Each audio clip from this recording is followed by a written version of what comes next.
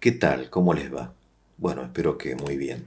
Continuamos con los pensamientos del día. Estábamos hablando en los últimos audios acerca de la estupidez, un tema que cuando uno lo aborda entra en un auténtico universo muy complejo. Me parece que vale la pena recorrer este camino intelectual y estudiar la estupidez de diversos puntos de vista, ¿no? Porque la estupidez es un hecho biológico, sociológico, en fin, personal, en fin, es complicado, ¿no? Nosotros iríamos hablando de la dictadura como forma de estupidez, también del culto a la personalidad, que vamos quizá a volver sobre ese tema.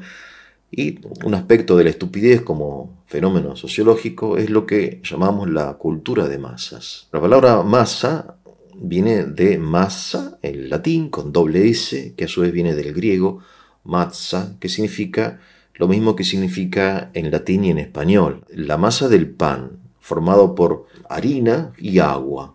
La harina, cuando se mezcla con el agua, y nosotros la amasamos, ¿no?, con nuestras manos, se convierte en una cosa compacta, apretada, moldeable, uniforme, que llamamos masa.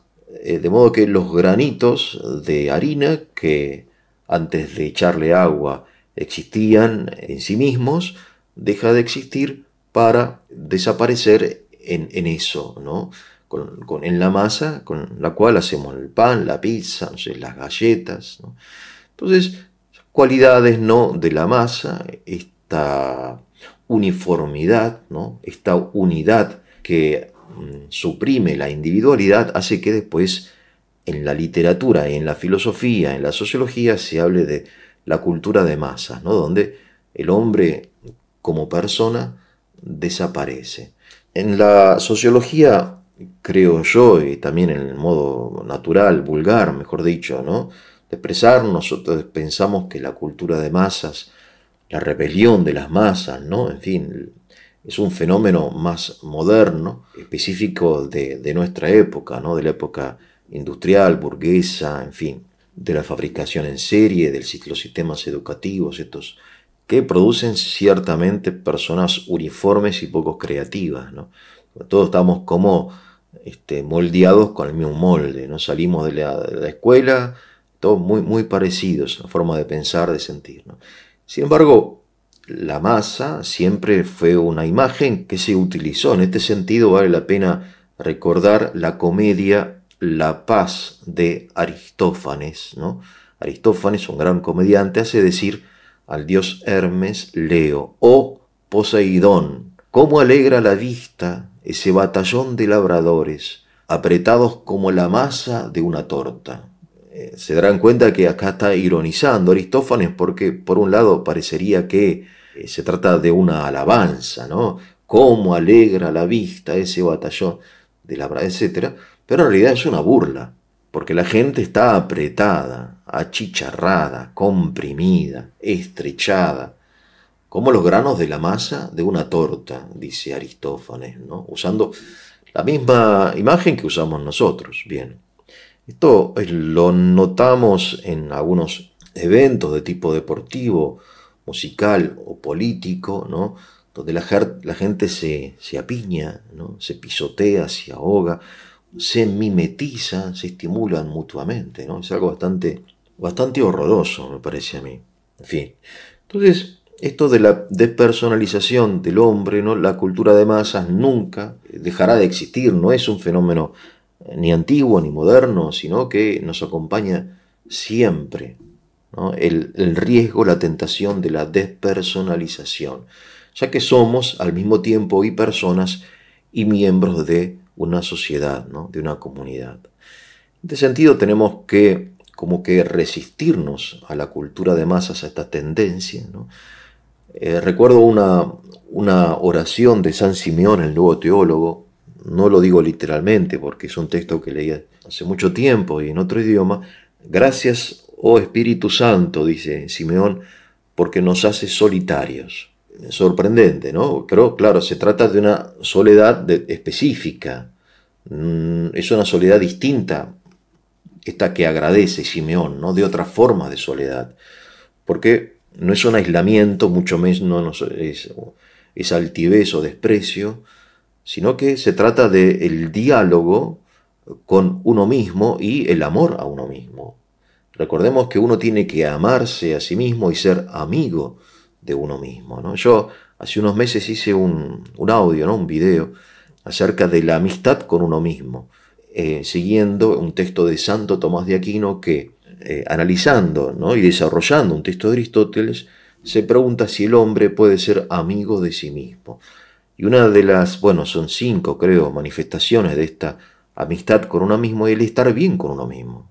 Bien, entonces este diálogo interior, ¿no? Y este diálogo interior con uno mismo, que podemos llamar vida interior, parecería llevarnos a Dios, ¿no? Es decir, en este sentido vale la pena recordar la enseñanza, la teoría, mejor dicho, de Viktor Frankl, cuando habla de la presencia ignorada de Dios. Así llama él su libro, ¿no? Que es un conjunto de textos que él tiene, la presencia ignorada de Dios. O sea, mediante el diálogo con uno mismo, el hombre llega, por alguna razón, a descubrir que dentro de uno mismo, en la propia intimidad, como dice San Agustín, ¿no? Dios es más íntimo a nosotros mismos que nuestra propia intimidad, ¿no?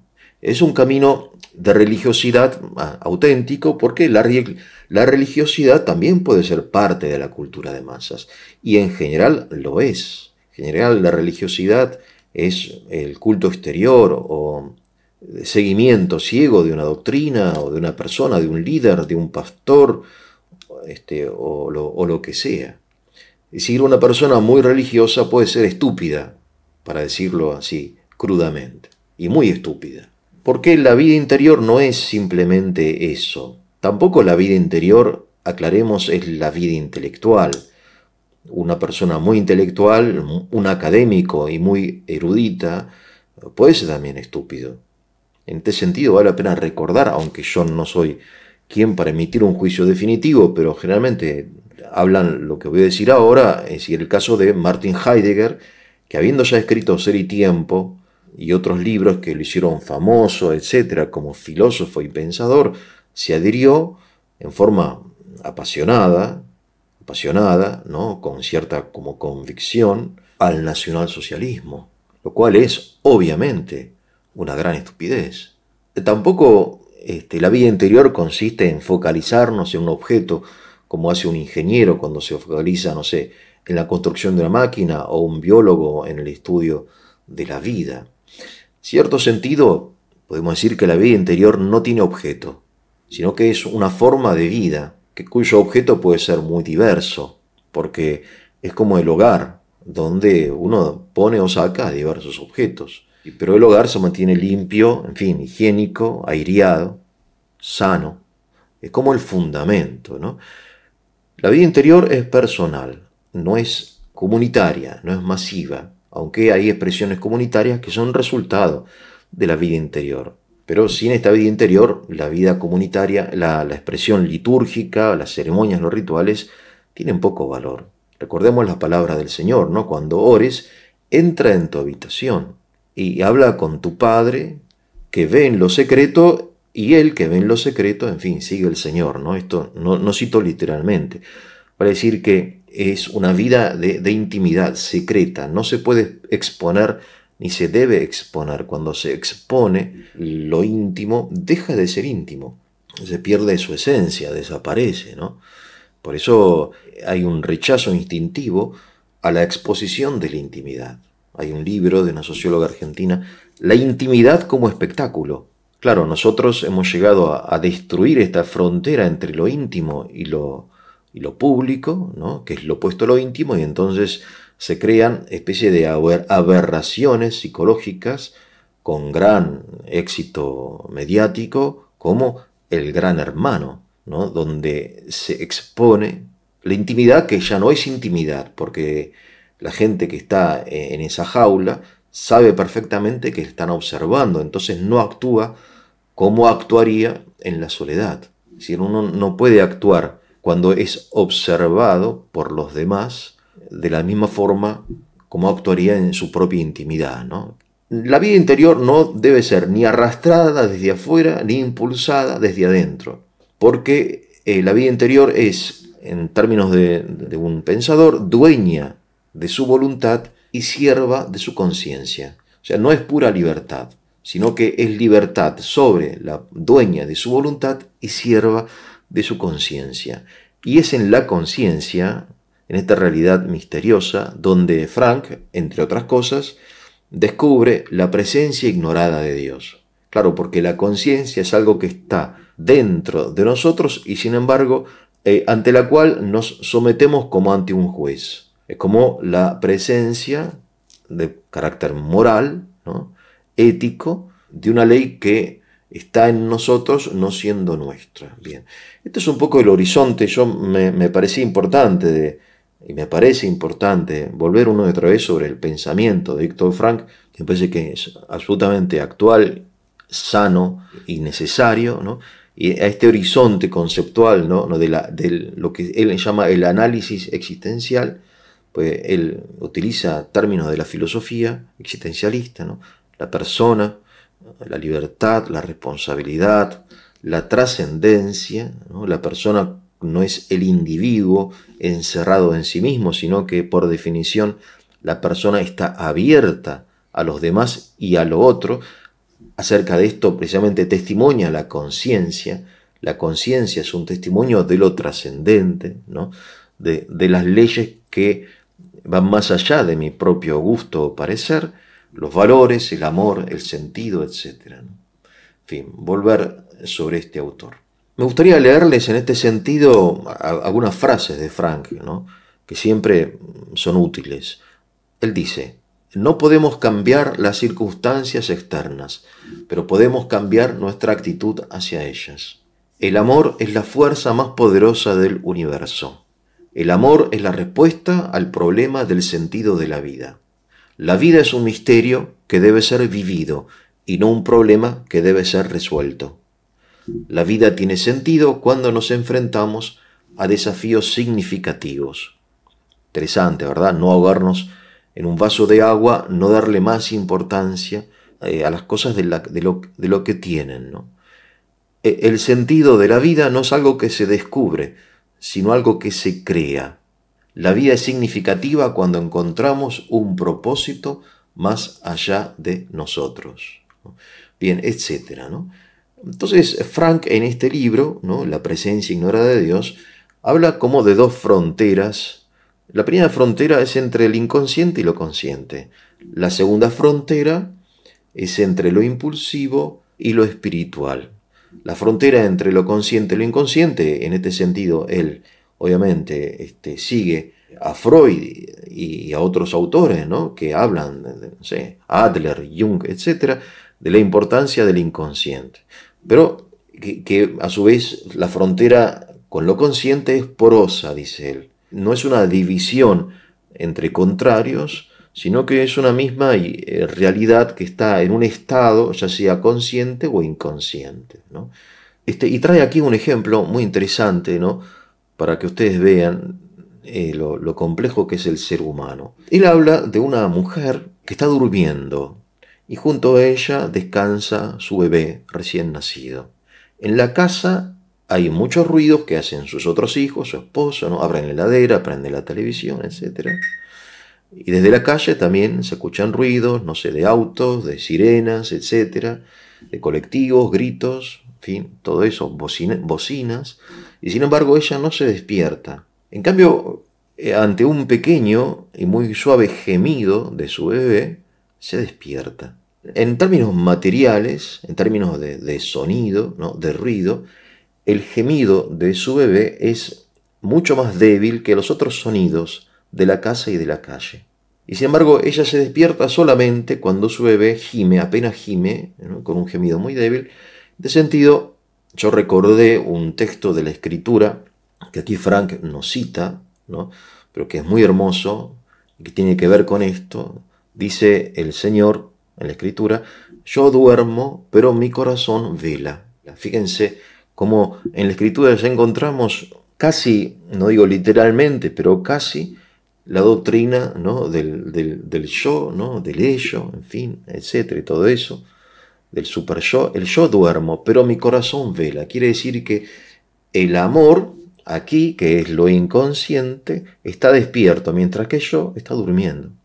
Especialmente es esto, ¿no?, lo que le sucede a esta mujer.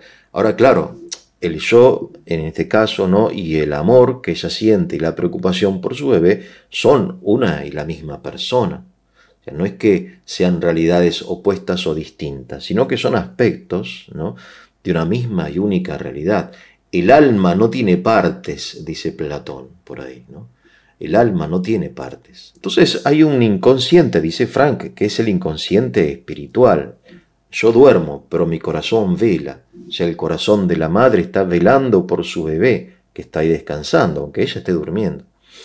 Y en esto Frank obviamente critica, y con razón, esto hay que estudiarlo, hay que desarrollarlo, no se estudia mucho, ¿no?, la logoterapia, una segunda frontera, que es la frontera entre lo impulsivo y lo espiritual. Hay una primera frontera entonces entre lo consciente y lo inconsciente. La segunda frontera es lo impulsivo y lo espiritual, y la crítica fundamental que Frank le hace a Freud es que Freud reduce el inconsciente a lo impulsivo. Repito, Freud reduce lo inconsciente a lo impulsivo. En cambio, Frank descubre la existencia de lo inconsciente espiritual. El inconsciente tiene un contenido más amplio. Claro, obviamente esto tenemos que percibirlo nosotros mismos, y lo percibimos en la medida en que lo ejercitamos, ¿no? Recordemos que las facultades no se perciben sino cuando están en acto. O sea, yo desconozco la facultad del pensamiento hasta que pienso. Desconozco la facultad del sentimiento hasta que siento. Creo que todos nosotros en la adolescencia o en la pubertad hemos descubierto, por ejemplo, algo nuevo en nosotros mismos, a saber, el amor. Y en particular el amor erótico, el amor, el deseo, la atracción hacia la otra persona, no hacia el amiguito o hacia la amiguita, sino yo no sabía que esto existía. Ahora lo sé, pero lo sé y lo percibo cuando se actualiza en términos filosóficos ante la presencia del objeto. Es decir, recuerdo una persona me comentaba que un ingeniero se emocionó cuando fue a un teatro, ¿no?, en San Petersburgo a escuchar un concierto, y se descubrió a sí mismo llorando, ¿no?, con lágrimas, en fin, llorando emocionado con la música. Y él me dijo que yo no sabía, yo soy ingeniero, no sabía que tenía esta capacidad de emocionarme. No le pregunté, pero me hubiera gustado preguntarle, ¿no?, ¿cuántas veces fuiste a un concierto? Claro, uno se descubre a sí mismo, ante la presencia, en fin, del objeto. Bueno, me parece que son temas, en fin, yo me fui un poco por las ramas, pero esto de la vida interior como diálogo con uno mismo, y en ese diálogo como que surge desde lo inconsciente la presencia ignorada de Dios. Quiere decir que, por un lado, tenemos que iluminar lo inconsciente con lo consciente, y por otro lado, dejar que lo inconsciente ilumine lo consciente. Es como un flujo virtuoso, ¿no?, entre estas dos realidades. En este sentido, Frank trae el ejemplo de un violinista que quería dominar el arte de la ejecución, ¿no?, la música a la perfección, ¿no? Tocaba, no sé, Paganini, que son obras de enorme dificultad técnica, ¿no? Él quería dominar su arte y fracasaba, no podía hacerlo. Entonces el terapeuta, porque los violinistas también van al psicólogo, parece, el terapeuta le recomendó que deje de intentarlo, que deje que su inconsciente artístico, que confíe en su inconsciente artístico, que deje liberar, ¿no?, deje salir su creatividad. Interesante. Liberar la propia sensibilidad, los sentimientos. Obviamente aquí se requiere prudencia, porque no significa que hay que hacer lo primero que te venga en la cabeza, ¿no? Pero sí tener en cuenta que la vida emocional, los sentimientos y lo inconsciente deben tener lugar en nuestra vida. Somos dueños de nuestra voluntad y siervos de nuestra conciencia. Bien, entonces la verdadera religiosidad, dice Frank, es íntima. Y yo entiendo, por otro lado, en términos biográficos, y con esto termino, la insistencia de Frank en esto, ¿no? Recuerden ustedes que Frank estuvo en los campos de concentración, en Auschwitz, ¿no? Pudiendo emigrar, no emigró, para quedarse con sus padres, ¿no? Quienes murieron junto con la esposa de Víctor, campo de concentración. Y Frank sabía, como todos nosotros sabemos, ¿no? Que todos los guardias y todos los jefes y todos los líderes de las SS, ¿no? Todos los genocidas eran cristianos, eran bautizados. El mismo Adolf Hitler estaba bautizado. Y eran personas que, o bien católicos o luteranos, ¿no? Que se consideraban a sí mismos cristianos, pero que era un cristianismo que carecía, muy disciplinado obviamente, muy riguroso en términos de moral sexual, en fin, y de disciplina y de obediencia a la ley, de pago de impuestos y de vida doméstica, etcétera. No abusaban quizá del alcohol, etcétera, pero que carecían de vida interior, carecían de este diálogo interior, ¿no? Y por eso su religiosidad sucumbió ante la cultura de masas, en este caso, ¿no? Del nacionalsocialismo. Y bien, la libertad, ¿no? El hombre es dueño, es libre, ¿no? Y a su vez siervo. Frank dice, la libertad es doble. Mira hacia dos lugares, dice. La libertad de y la libertad para. Claro, nosotros entendemos la libertad fundamentalmente como libertad de nuestros padres, ¿no? La libertad de la ley moral, la libertad de los mandamientos, la libertad del Estado. Queremos ser libres de, liberarnos de. Pero la gran pregunta es, ¿cuál es el sentido? ¿Para qué quiero ejercer la libertad, ¿no? El hombre es dueño de su voluntad y siervo de su conciencia. Bueno, voy a terminar aquí. Si fue de su utilidad, entonces le voy a pedir que le pongan el like, se suscriban, lo compartan para la difusión del canal. Que tengan un muy, pero muy buen día.